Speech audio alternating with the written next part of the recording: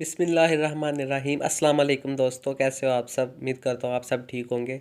Welcome to the channel literature coverage. आओ literature पढ़ें। आज हम लोग एक अमेरिकन नोवेल पढ़ने जा रहे हैं जिसका टाइटल है the sound and the fury. इसको एक अमेरिकन नॉवलिस्ट विलियम फॉल्कनर ने लिखा था। दोस्तों, इस नॉवल में स्ट्रीम ऑफ कॉन्शियसनेस का बहुत ज़्यादा यूज़ किया गया है। स्ट्रीम ऑफ कॉन्शियसनेस का मतलब ये है कि कोई आइडियाज़, थॉट्स या फीलिंग्स जो कि एक नरेटर के माइंड में आती हैं। इसमें इंटीरियर मोनोलॉग एक लिटरेरी डिवाइस है, इसका यूज़ किया जाता है, जिसका मतलब ये है कि एक नरेटर उसके जो थॉट्स हैं उनको डायरेक्टली बयान करना। The sound and the fury novel में स्ट्रीम ऑफ कॉन्शियसनेस का मतलब फिर यही है ना कि इसमें जो नरेटर्स हैं उनके हम ख्यालात, उनकी मेमोरीज, उनके जो थॉट्स और फीलिंग्स हैं उनके बारे में ही पढ़ेंगे कि एक नरेटर है या जो करेक्टर है वो अपने पास्ट को सोचता है, अपने प्रेजेंट के बारे में बताता है, मतलब कि वो अपने ख्यालात खुद बता रहा है। और ऐसा होता है इसमें कि जो नरेटर होता है स्टोरी का, वो कहीं जंप करता है पास्ट में, कहीं जंप करता है प्रेजेंट में, कभी कहाँ, बार बार जंपिंग ऑफ थॉट्स होती है इसमें। विलियम फॉल्कनर के साथ साथ जेम्स जॉयस और वर्जीनिया वुल्फ, इन दोनों राइटर्स ने भी अपनी राइटिंग्स में स्ट्रीम ऑफ कॉन्शियसनेस का बहुत ज़्यादा यूज़ किया है। The sound and the fury novel जो है वो 1929 को पब्लिश हुआ था और ये विलियम फॉल्कनर का चौथा नावल था। और जब ये पब्लिश हुआ तो उसे फ़ौरन से सक्सेस नहीं मिली, लेकिन 1931 को जब विलियम फॉल्कनर ने अपना छठा नावल सेंचुरी लिखा, तब उस नावल के साथ साथ ये नावल भी बहुत ज़्यादा फेमस हो गया और लिटरेचर में छा गया। इस नावल की जो ओरिजिनल लैंग्वेज है वो इंग्लिश है और इसका जो जॉनरा है वो साउदर्न गोथिक नावल और मॉडर्निस्ट नावल है। इस नावल के 4 पार्ट्स हैं और हर पार्ट को एक अलग नरेटर ने एक्सप्लेन किया है, यानी कि 4 पार्ट्स हैं और 4 ही नरेटर्स हैं। अमेरिका की एक अरिस्टोक्रेटिक फैमिली की ये कहानी है, यानी कि एक रिच फैमिली है उसकी कहानी है, जिसका नाम है कॉम्पसन्स फैमिली। मिस्टर कॉम्पसन और मिसिस कॉम्पसन, इनके 4 बच्चे हैं। एक लड़की है और 3 लड़के हैं। जो 3 लड़के हैं ना, ये तीनों भाई अलग अलग पार्ट को एक्सप्लेन करते हैं इस नावल के। मतलब कि ये तीनों भाई स्टोरी के नरेटर हैं जो कि स्ट्रीम ऑफ कॉन्शियसनेस का यूज़ करके इस स्टोरी को बताते हैं, नरेट करते हैं। और जो चौथा नरेटर है वो विलियम फॉल्कनर खुद है, जो कि थर्ड पर्सन नरेशन यूज़ करता है। ये जो तीनों भाई होते हैं ये फर्स्ट पर्सन नरेशन यूज़ करते हैं और William Faulkner third person omniscient narrator है। ओमनिसिएंट का मतलब मैंने पिछले नॉवल को कवर करते हुए भी बताया था, इसमें भी बता देता हूँ। ओमनिसिएंट नरेटर का मतलब ऐसा नरेटर जिसको हर इवेंट के बारे में बड़ी अच्छी जानकारी हो। नॉवल के चारों चैप्टर्स की जो टोन है वो अलग अलग है। नरेटर पर डिपेंड करता है कि वो किस टोन में स्टोरी एक्सप्लेन कर रहा है, नरेट कर रहा है। प्रेजेंट और पास्ट टेंस का यूज़ किया गया है इस नॉवल में। मिस्टर कॉम्पसन और मिसिस कॉम्पसन, इनकी एक बेटी है जिसका नाम है कैडी, और 3 भाई हैं कैडी के, यानी कि मिस्टर कॉम्पसन और मिसिस कॉम्पसन के 3 बेटे हैं। सबसे जो बड़ा बेटा है उसका नाम है क्वेंटिन, और जो दरमियान वाला बेटा है उसका नाम है जैसन, और सबसे छोटा बेटा उसका नाम है बेंजी। अब नॉवल के जो पार्ट्स हैं वो 4 हैं, तो सेटिंग ऑफ टाइम भी सेम नहीं है। जो 3 पार्ट्स हैं उनकी सेटिंग ऑफ टाइम तो सेम है, लेकिन एक पार्ट की अलग है।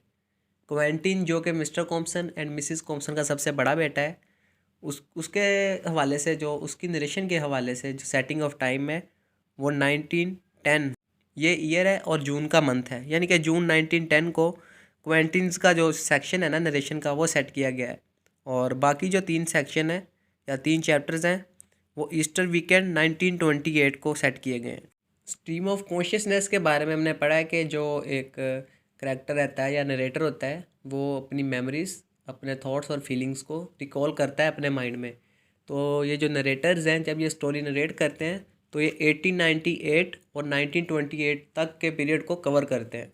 सेटिंग ऑफ प्लेस की बात करें तो Jefferson Mississippi and Cambridge Massachusetts Harvard university है, यानी कि यूनाइटेड स्टेट्स इसकी सेटिंग है। प्लेस की प्रोटैगनिस्ट फिर कॉम्पसन फैमिली के मेंबर्स ही होंगे ना दोस्तों, अगर उस फैमिली की कहानी है सारी। तो जो चारों कॉम्पसन के चिल्ड्रन है ना वही इसके प्रोटैगनिस्ट हैं, कैडी, क्वेंटिन, जैसन एंड बेंजी। जो नेम्स हैं इनका आपने ध्यान रखना है कि फ़ीमेल कौन है और मेल कौन है। हम इस नॉवल को पार्ट बाय पार्ट कवर करेंगे, तो चलो पहले पार्ट की तरफ चलते हैं। कानों में ईयरफोन लगा लो और अगर रश में बैठे हो तो अकेले जाके बैठो और हाथ में कॉपी पेंसिल पकड़ लो, फिर ये नॉवल समझ आएगा। क्योंकि जो नरेटर है वो कभी कहाँ जंप करेगा, कहीं कहाँ जंप करेगा, कभी कौन सी मेमोरी बताएगा, कहीं कौन सी मेमोरी। तो साथ साथ लिखते जाना तो आपको अच्छी समझ आ जाएगी, उम्मीद करता हूँ। दोस्तों, नॉवल का जो पहला पार्ट है वो शुरू होता है अप्रैल 7 1928 को। जेफरसन मिसिसिपी में एक कॉम्पसन फैमिली रह रही है, जो कि एक एरिस्टोक्रेटिक फैमिली है। उसका जो सबसे छोटा बेटा है इस फैमिली का, कॉम्पसन फैमिली का, उसका नाम है बेंजी। अप्रैल 7 को उसकी बर्थडे है। 1928 का जो ईयर है, इसमें इसकी 33rd बर्थडे है, यानी कि 33वां बर्थडे है इसका। इनके घर में एक मुलाजिम है जो कि टीनेजर है, यानी कि जो बेंजी है इसकी एज का हाफ लगा लो। उसका नाम है लस्टर और उसके जो कलर है वो ब्लैक है। और इसकी दादी का नाम है डिल्जी, जो कि इनको सर्व करती है, कॉम्पसन फैमिली की मेड है, इनको खाना पका के देती है। डिल्जी का जो करैक्टर है ये बड़ा पॉजिटिव सा है। इसके करैक्टर में बड़ी हमदर्दी पाई जाती है। बहुत अच्छे तरह से फेथफुली ये सर्व कर रही है कॉम्पसन फैमिली को। यानी कि ये लस्टर की ग्रैंड मदर है और कॉम्पसन फैमिली की मेड है। तो इसने क्या किया है, बर्थडे पे ना, बेंजी की बर्थडे पे उसको एक केक बेक करके दिया है। लस्टर जो है ये बेंजी की केयर करता है और ये क्या करता है, बेंजी को ना घुमाने फिराने के लिए ले जाता है जो कॉम्पसन प्रॉपर्टी है ना उसके इर्द गिर्द। ये क्वार्टर की तलाश में है जिसको ये बेच के मिनिस्ट्रल का टिकट हासिल करना चाहता है। मिनिस्ट्रल एक किस्म का शो होता है जेफरसन में। तो लस्टर वो शो देखना चाहता है। वो सोच रहा है ये जो क्वार्टर है ये मिल जाए और इसको यूज़ करके वो ये शो का टिकट खरीद सके। अगर इससे इसका खोया हुआ क्वार्टर वापस मिल जाता है तो वीकेंड पे जेफरसन में एक शो देख सकता है ये। लस्टर और बेंजी चलते चलते एक गोल्फ कोर्स पहुंचते हैं। यानी कि लस्टर इसको, बेंजी को एक गोल्फ कोर्स ले जाता है, यानी कि एक गोल्फ का मैदान है वहाँ पे ले जाता है। वहाँ पे जाके जो लस्टर है ये गोल्फ बॉल्स को पकड़ता है जो कि इधर उधर बिखरी हुई हैं, इसी सोच में कि हो सकता है कि उसे उसका क्वार्टर मिल जाए। अब जो कॉम्पसन फैमिली है ना, इस गोल्फ ग्राउंड को एक चरागाह के तौर पर इस्तेमाल करते हैं। मिस्टर कॉम्पसन क्या करता है कि ये जो अपनी ज़मीन है ना इसको बेच देता है, इसलिए कि वो अपने बेटे को, क्वेंटिन को, जिसका सबसे बड़ा बेटा है, उसको हार्वर्ड यूनिवर्सिटी में पढ़ा सके। मिस्टर कॉम्पसन जो है वो गोल्फ कोर्स को बेच चुका है। बेंजी और लस्टर यहाँ पे पहुँच चुके हैं। अब बेंजी जो है ना ये एक गोल्फ प्लेयर को ना ये बोलते हुए सुनता है, ओ कैडी। अब कैडी एक मुलाजिम को कहते हैं जो कि गोल्फ प्लेयर का सामान उठा के उसके साथ साथ चलता है। यानी कि स्टिक हो गई, बाल्स हो गई, गोल्फ स्टिक और गोल्फ बाल्स। बेंजी जब ये लफ्ज़ सुनता है तो उसे रोना सा आ जाता है, क्योंकि कैडी उसकी सिस्टर का नेम था। तो उसको वो बात याद आ गई, अपनी सिस्टर याद आ गई। कैंडेंस पूरा नाम है इसकी सिस्टर का और निक नेम कैडी ही बुलाते हैं उसे पूरे नरेशन में। अब वहाँ पे एक फेंस लगी होती है, यानी कि एक जाली लगी होती है, एक रुकावट होती है। तो जो लस्टर है वो बेंजी की हेल्प करता है उस रुकावट को पार करने में, यानी कि एक बैरियर होता है। और इस रुकावट को अबूर करते करते बेंजी का जो कपड़ा है ना वो उसमें एक कील में फंस जाता है। तो लस्टर जो है उसको फ्री करता है।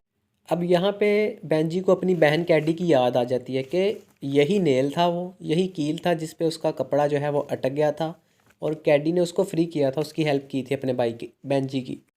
क्रिसमस का टाइम और साल 1902, यानी कि 26 साल पहले की बात बेंजी को याद आ गई। इसी मेमोरी से जुड़ी एक और मेमोरी निकल के आती है बेंजी के माइंड में। वो सोचता है कि यही टाइम था जब उसकी माँ मिसिस कॉम्पसन और उसका जो अंकल है, अंकल मोरी, वो दोनों घर में किसी बात पर बहस कर रहे थे। अंकल मोरी जो है वो कॉम्पसन फैमिली के पैसे पर गुजारा करता है, क्योंकि उसकी बहन जो है इस फैमिली में ब्याही हुई।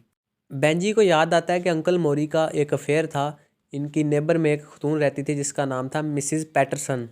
अब अंकल मोरी क्या करता था, ये बेंजी को और कैडी को लव लेटर्स देता था कि तुम लोग मिसिस पैटरसन को देकर आओ। यानी कि ये दोनों एक पोस्टमैन के तौर पर काम करते थे। यहाँ पे अडल्टरी शो की गई है कि अंकल मोरी का जो करैक्टर है वो ज़्यादा ठीक नहीं था और वो बच्चों को यूज़ करता था अपने लव लेटर्स मिसिस पैटरसन तक पहुँचाने के लिए। और यही बुरा असर हम आगे देखेंगे कि कैडी पर पड़ा। बेंजी जो है वो थोड़ा मेंटली अनस्टेबल सा है, इतना ज़्यादा उसकी मेंटल हेल्थ ठीक नहीं है। अब हम देखेंगे कि उसकी मेमोरी में से मेमोरी निकलती है, एक मेमोरी के साथ दूसरी मेमोरी अटैच है। जो मिसिस कॉम्पसन है वो अपने बेटे बेंजी की बहुत केयर करती है। अब कैडी की याद आ गई है बेंजी को उस गोल्फ प्लेयर की बात सुन के कि जब वो अपने कैडी को बुलाता है तो ये ना रोने लग पड़ता है। और लस्टर जो है वो थोड़ा सा नाराज़ हो जाता है ये बात देख के कि ये क्यों रो रहा है। ये मेमोरी सोच के बेंजी फिर से प्रेजेंट में आ जाता है 1928 का जो ईयर है, इसकी बर्थडे वाला दिन। हम जानते हैं कि लस्टर और बेंजी जो है वो कॉम्पसन प्रॉपर्टी के इर्द गिर्द ही घूम रहे हैं, चक्कर लगा रहे हैं। तो ये चलते चलते कॉम्पसन कैरियज होता है, कैरियज हाउस, वहाँ पे पहुँच जाते हैं। मतलब कोई ऐसा घर जहाँ पे कोई व्हीकल्स वगैरह खड़ी होती हैं। तो बेंजी को याद आ जाता है फिर से कि मैं तो ये घर को भी देखा हुआ है पास्ट में कहीं पे, कि मैं अपनी मदर के साथ आया था इस घर में और मैं कब्रिस्तान गया था यहाँ पे 1912 और 1913 में। अब ये कब्रिस्तान क्यों गया था? क्योंकि इसका वालिद मिस्टर कॉम्पसन और इसका भाई मिस्टर क्वेंटिन, इन दोनों की कब्रें थी ग्रेवयार्ड में। तो ये वहाँ पे गया था कॉम्पसन कैरियज पे सवार होकर अपनी माँ के साथ। डिल्जी जो इनकी मेड सर्वेंट होती है वो जैसन को कहती है, जो दरमियान वाला बेटा होता है मिस्टर कॉम्पसन और मिसिस कॉम्पसन का, कि तुम एक न्यू कैरियज ले लो क्योंकि ये वाला तो पुराना हो गया है। उस वक्त की बात है 1912-13 की। फिर मिस्टर जैसन बताता है कि अंकल मोरी पहले से ही पैसों की डिमांड कर रहे हैं मिसिस कॉम्पसन से। ये बात सोच के बेंजी फिर से रोना शुरू कर देता है और लस्टर को फिर से गुस्सा आ जाता है। अब लस्टर जो है वो बेंजी को लेके एक बार्न में जाता है, जो कॉम्पसन बार ही होता है, यानी कि ये सारी इनकी प्रॉपर्टी है ना, वो गोल्फ कोर्स, ये बार्न। बार्न एक ऐसी इमारत को कहते हैं जो कि चारा वगैरह या अनाज वगैरह रखने के लिए इस्तेमाल होती है। अब इस बार्न को देख के फिर से जो बेंजी है वो पास्ट में चला जाता है। उसको फिर से अपनी और अपनी सिस्टर की याद आ जाती है कि वो दोनों यहाँ से गुजर के अंकल मोरी का जो लेटर है, लव लेटर, वो मिसिस पैटरसन को देने गए थे। बेंजी को याद आता है कि एक बार वो परेशानी की हालत में एक लव लेटर लेके जा रहा था तो मिसिस पैटरसन भागी हुई आई कि खैर ही हो, क्या आ गया ख़त में। फिर वो ख़त पढ़ती है और पता चलता है कि अंकल मोरी की जो वाइफ है उसका भी किसी और के साथ अफेयर है। अब फिर से वो प्रेजेंट में आ जाता है बेंजी, ये मेमोरी सोचने के बाद। फिर वो और लस्टर एक नदी होती है इनके घर के इर्द गिर्द, कॉम्पसन हाउस के इर्द गिर्द, वहाँ पे पहुँच जाते हैं। अब इस स्ट्रीम को देख के याद आता है बेंजी को कि 1898 को उसकी जो ग्रैंड मदर थी डेमोडी, उसको दफन किया गया था इस दिन। और तब बेंजी 1898 में सिर्फ 3 साल का था और तब भी उसकी जो मेंटली कंडीशन है वो ज़्यादा ठीक नहीं थी। फिर बेंजी को याद आता है कि ये तीनों भाई और इनकी बहन कैडी इसी नदी के पास खेल रहे थे, यानी कि बेंजी का सबसे बड़ा भाई क्वेंटिन, दरमियान वाला भाई जैसन, बेंजी खुद और इनकी बहन कैडी ये खेल रहे थे। तो नदी के पानी से ये एक दूसरे पर छींटे उड़ा रहे थे। तो जो कैडी है उसका ड्रेस गीला हो गया, तो उनके साथ एक ब्लैक सर्वेंट था जिसका नाम है वर्ष। ये डिल्जी का बेटा होता है। ये कैडी को बोलता है कि तुम्हें ना सज़ा दी जाएगी, तुम्हारे कपड़े गीले हो गए हैं। तो कैडी क्या करती है, अपने कपड़े उतार देती है और उसका जो अंडर क्लोथ्स होते हैं ना उसके, वो मिट्टी के साथ भर जाते हैं। अब ये तीनों भाई और इनकी बहन ये वापस घर चले जाते हैं। अब जो क्वेंटिन बड़ा भाई होता है और कैडी होती है, इनको डर होता है कि जो जैसन है ना इनका दरमियान वाला भाई, ये कहीं मामा पापा को ना बता दे, मतलब मिस्टर कैम्पसन और मिसिस कैम्पसन को ना बता दे और कैडी को सज़ा ना मिले। जाते जाते बच्चे वहाँ पे देखते हैं कि बार्न में जो डिल्जी का हस्बैंड होता है ना रोस्कस, वो एक गाय का दूध निकाल रहा होता है। ये मंजर देख के बेंजी को फिर से याद आ जाती है कि 1910 में उसकी बहन की शादी हुई थी। अब कैडी की मैरिज पे एक इनका सर्वेंट होता है, ब्लैक सर्वेंट, जिसका नाम होता है टीपी, और जो बेंजी होता है, ये दोनों एक शैम्पेन को पकड़ते हैं और उसको पीते हैं। जो टीपी होता है वो सोचता है कि ये जो बेवरेज है ना, ये सस्परीला की बनी हुई है, ये एक किस्म का प्लांट है जिससे शराब बनती है। बेंजी और टीपी शराब के बाद दोनों मदहोश हो जाते हैं। तो इसी मदहोशी में जो टीपी होता है वो कैडी के बारे में कोई कमेंट करता है तो क्वेंटिन और टीपी लड़ने लग जाते हैं। ये फाइटिंग और अल्कोहल जो है, इसका जो सीन याद आता है बेंजी को, उसे ऐसे लगता है ये डिस्ट्रक्शन की सिंबल है। वो फिर से बहुत ज़्यादा रोने वाला मुंह बना लेता है। फिर वर्ष आता है, यानी कि जो इनका ब्लैक सर्वेंट होता है, डिल्जी का बेटा, वो उठाता है इसको, बेंजी को, और उसे लेके जाता है मैरिज में, वेडिंग में। जब वर्ष बेंजी को ले जा रहा होता है तो बेंजी को फिर से याद आती है कि वर्ष ही था जो कि नदी के किनारे से इन चारों बहन भाइयों को लेकर गया था घर में 1898 को। वर्ष इन चारों बहन भाइयों को घर ले जाता है जहाँ पे इनके बाप मिस्टर कॉम्पसन ने शाम का खाना इकट्ठा रखा होता है, इन सबको मधु किया होता है। अब भाई जैसन जो होता है ना, इनका दरमियान वाला भाई, तीनों भाइयों में से जो दरमियान वाला होता है, वो जाके शिकायत लगा देता है कि क्वेंटिन और जो कैडी है ये दोनों एक दूसरे के ऊपर छींटे उड़ा रहे थे नदी में, और उन्होंने एक दूसरे के कपड़े गीले किए हैं। मिस्टर कॉम्पसन कहता है कि चुप करके खाना खाओ, क्योंकि ये खाना मैंने इकट्ठा रखा है, ये ऐसी बातें करने के लिए नहीं। डिल्जी जो है वो फिर बच्चों को खाना देती है उनका। ये ख्याल सोचता है जब फिर से बेंजी, तो उसे फिर से रोना आने लग जाता है। हम देख रहे हैं कि पास्ट में बार बार जा रहा है जो बेंजी है। बेंजी 1928 में अब ज़िंदा है, 33 साल का हो गया है इस बर्थडे पे 1928 में, लेकिन फिर से वो बार बार पास्ट में जा रहा है। अब जहाँ पे वर्ष लेके जाता है इनको इनके खाने पे, तो ये चीज़ बेंजी को फिर से बहुत ज़्यादा इवेंट्स के बारे में याद दिला देती है, जो कि 1910 से 1912 के दरमियान में हुए थे। 1911 का टाइम होता है और डिल्जी जो है वो किचन में कोई सॉन्ग गा रही होती है, और रोस्कस जो है इसका हस्बैंड डिल्जी का, ये ना कॉम्पसन फैमिली पे कमेंट करता है कि ये फैमिली बड़ी अनलक्की है, बड़ी बदकिस्मत फैमिली है ये। फिर 1912 में एक इवेंट होता है जो कि बेंजी को याद आ रहा है कि टीपी जो होता है वो बेंजी को, और कैडी की एक बेटी होती है, इलेजिटिमेट डॉटर जो होती है, यानी कि बिना शादी के ही इसकी प्रेगनेंसी हो जाती है, ये जो कैडी होती है, और एक बेटी होती है जिसका नाम मिस क्वेंटिन होता है। तो टीपी जो है मिस क्वेंटिन को और बेंजी को टीपी के घर लेके जाता है, जहाँ पे जो लस्टर है वो पहले से ही खेल रहा होता है। बेंजी जो है वो मिस क्वेंटिन, जो छोटी सी बेटी होती है कैडी की, उसका खिलौना चुरा लेता है और वो रोने लग जाती है। अब डिल्जी और जो होता है ना उसका हस्बैंड रोस्कस, वो कहते हैं कि हमने ना घर में कैडी का नेम नहीं लेना, क्योंकि उसका नेम जो है वो इस ख़ानदान की बदनामी है। अब कैडी ने ख़ानदान को कैसे बदनाम कर दिया ये अभी पता चल जाएगा। फिर डिल्जी बेंजी और लस्टर को बेड पे लिटा देती है। अब स्टोरी फिर से प्रेजेंट में आ जाती है। बेंजी को एक गोल्फ बॉल मिलती है, वो इस बॉल को पकड़ लेता है और उसे फिर डेथ डेथ जो उसकी फैमिली में हुई होती है ना, उसकी याद आने लग जाती है। पहली डेथ 1898 को हुई थी, जो इसकी दादी डेमोडी थी उसकी थी। फ्रोनी नेम का एक सर्वेंट होता है, वो इनको आके बताता है कि फ्यूनरल हो रहा है घर में, लेकिन मिस्टर कॉम्पसन और मिसिस कॉम्पसन बच्चों को इस बारे में नहीं बताते। कॉम्पसन फैमिली का एक घोड़ा होता है जिसका नाम नैन्सी होता है, उसकी भी डेथ हो जाती है, तो बेंजी को उसके बारे में भी याद आता है कि किस तरह जो गिद्ध होते हैं वो इसके इर्द गिर्द घूम रहे थे, इस घोड़े की लाश के इर्द गिर्द। फिर अचानक से उसे याद आती है कि 1912 में उसके वालिद मिस्टर कॉम्पसन की भी डेथ हो गई थी, बहुत ज़्यादा अल्कोहल पीने की वजह से। अब जब फ्रोनी इनको आगे बताता है ना कि घर में फ्यूनरल चल रहा है, तो कैडी यकीन नहीं करती, वो कहती है ये एवं ही मार रहा है, कुछ नहीं हुआ ऐसा वैसा। वो एक दरख्त पे चढ़ जाती है, और जब वो दरख्त पे चढ़ती है, ये जो तीनों भाई होते हैं ना, इनकी नज़र उसके अंडरवियर पे पड़ जाती है। बेंजी जब उसके मिट्टी से भरे हुए अंडरवियर को देखता है ना, तो इसे रोना आ जाता है।